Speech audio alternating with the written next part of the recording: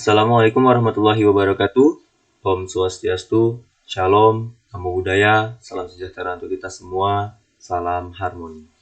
Perkenalkan, saya Hasanuddin, NIM 181303100. Pada kesempatan kali ini saya akan menyampaikan jawaban UTS pengantar kewirausahaan. Langsung saja, yang pertama, jelaskan dan beri contoh di lingkunganmu tentang pengertian wirausaha, pendekatan dan teori kewirausahaan, kelemahan dan keunggulan menjadi entrepreneur, dan karakteristik wirausaha. Pertama, pengertian wirausaha. Wirausaha adalah semangat, sikap, perilaku, dan kemampuan seseorang untuk menciptakan, mencari, dan memanfaatkan peluang untuk memperoleh keuntungan yang lebih besar. Contohnya adalah pengolahan pisang menjadi kue pisang yang dapat meningkatkan nilai jual pisang dan mendapatkan keuntungan yang lebih besar. Masih yang nomor 1, pendekatan. Pendekatan kewirausahaan dibagi menjadi pendekatan makro dan pendekatan mikro.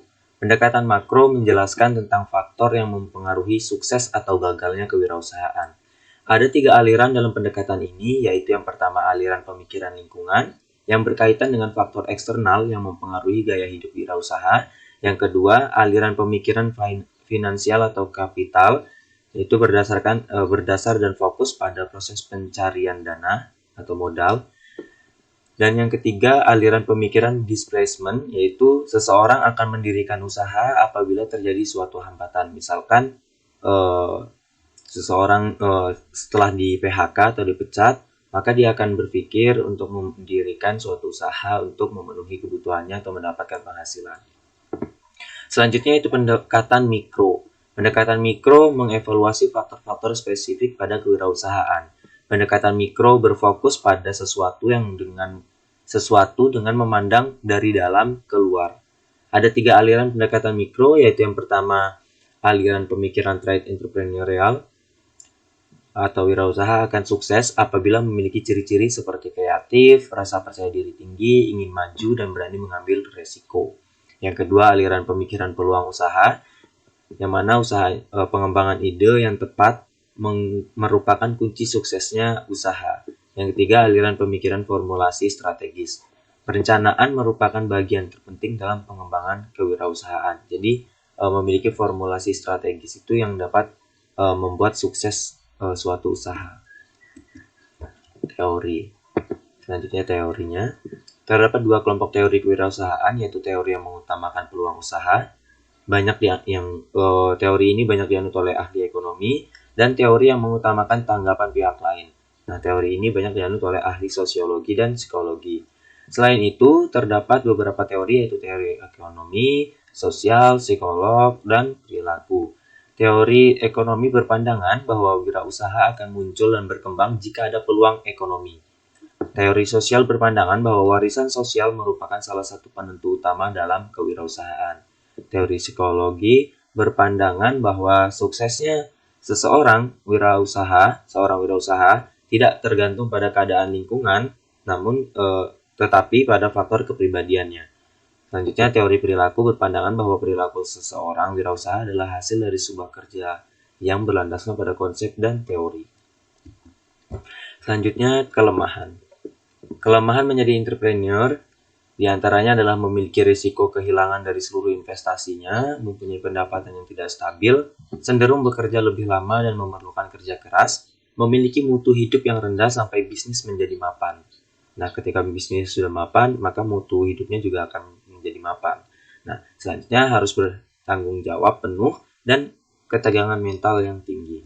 Keunggulan menjadi entrepreneur diantaranya adalah memiliki peluang untuk mengendalikan nasib sendiri, mempunyai kesempatan melakukan perubahan, potensi yang dimiliki dapat dipergunakan sepenuhnya, peluang dalam meraih keuntungan tanpa batas, peluang dalam melakukan hal yang diminati, dan peluang untuk berperan pada masyarakat serta mendapatkan pengakuan.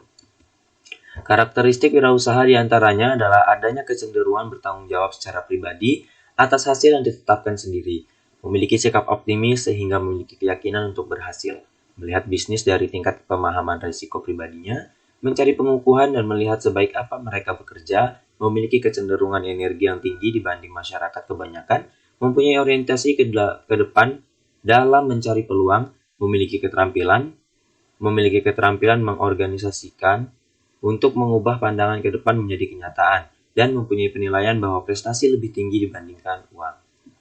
Nomor 2, dalam masa pandemi COVID-19, sebutkan dan beri contoh etika, fungsi, dan prinsip wirausaha yang cocok untuk dilakukan pada masa pandemi tersebut.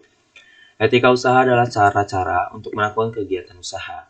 Etika usaha yang cocok untuk dilakukan pada masa pandemi seperti ini adalah jujur, kejujuran, bertanggung jawab, menepati janji, tetap disiplin, suka membantu, berkomitmen dan menghormati, serta mengejar prestasi.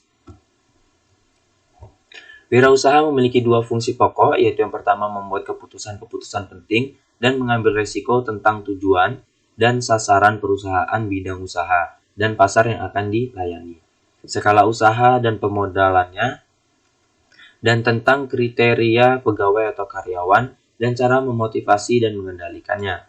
Contohnya pada masa pandemik, seorang wirausaha telah mengambil risiko yang tinggi untuk bangkrut, karena pada masa pandemi ini banyak sekali perusahaan-perusahaan besar pun yang tutup atau mengalami penurunan pendapatan.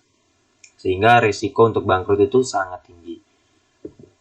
Mengambil risiko yang tinggi untuk bangkrut karena menurunnya daya beli masyarakat, namun harus tetap mengambil keputusan penting untuk tetap bertahan.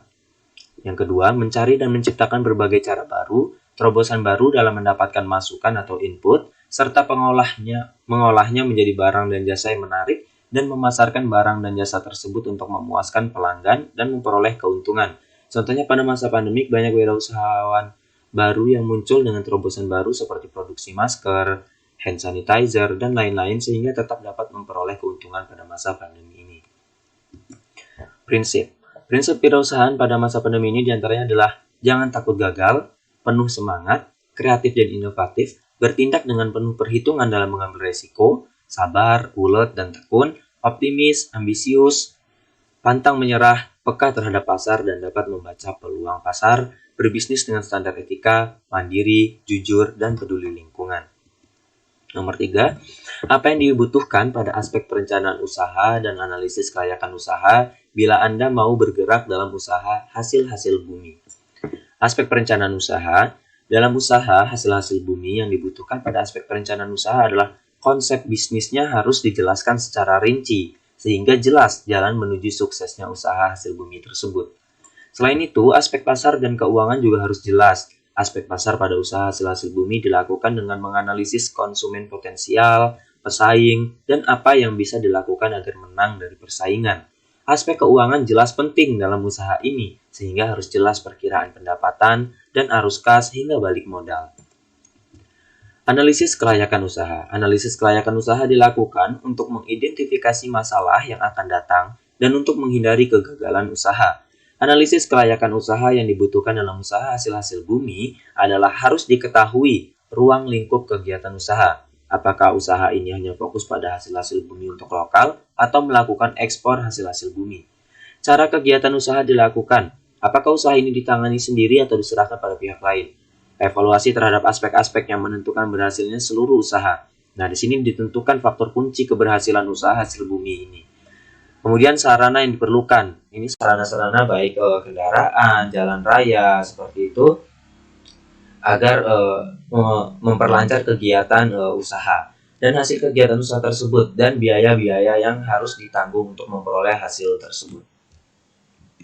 Nomor 4, jelaskan dan berikan contoh resiko usaha bila Anda berusaha untuk mengembangkan kopi lokal. Resiko adalah segala sesuatu yang selalu dihubungkan dengan kemungkinan terjadi suatu kerugian yang tidak terduga dan tidak diharapkan. Resiko yang akan dihadapi apabila mengembangkan kopi lokal diantaranya adalah yang pertama, resiko pemilihan lokasi.